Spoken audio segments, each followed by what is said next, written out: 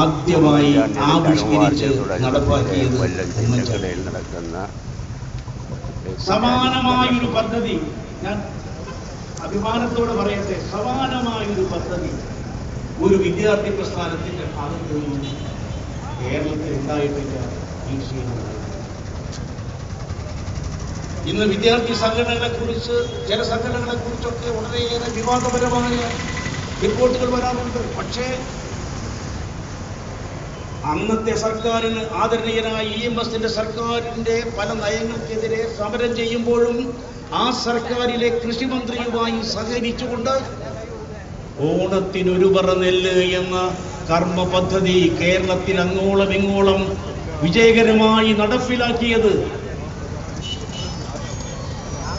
ഒരിക്കലും മറക്കാനാകുന്ന കാര്യമല്ല.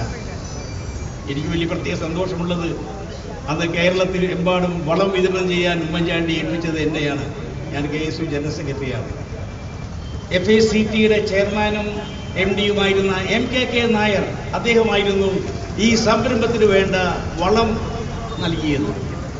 വിത്ത് ഉൾപ്പെടെയുള്ള സൗകര്യങ്ങളൊക്കെ നൽകിയത് ചെമ്പൻകുടി നായർ തന്നെയാണ്.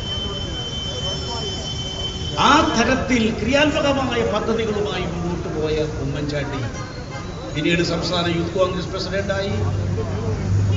യൂത്ത് കോൺഗ്രസ് പ്രസിഡന്റായിരുന്ന ഉമ്മൻചാണ്ടി ഉയർത്തിയൊരു മുദ്രാവാക്യമാണ് തൊഴിൽ അല്ലെങ്കിൽ തൊഴിലില്ലായ്മ വേതനം. AK ആന്റണി മന്ത്രിസഭയിൽ പിൽക്കാലത്ത് മന്ത്രിയായ അവസരത്തിലാണ് ശ്രീ ഉമ്മൻചാണ്ടി തൊഴിലില്ലായ്മ വേതനം ഇന്ത്യയിൽ ആദ്യമായി ആരംഭിക്കാൻ നടപടി സ്വീകരിച്ചത് എന്നത് നാം ഓർക്കേണ്ടതായിട്ടുണ്ട്.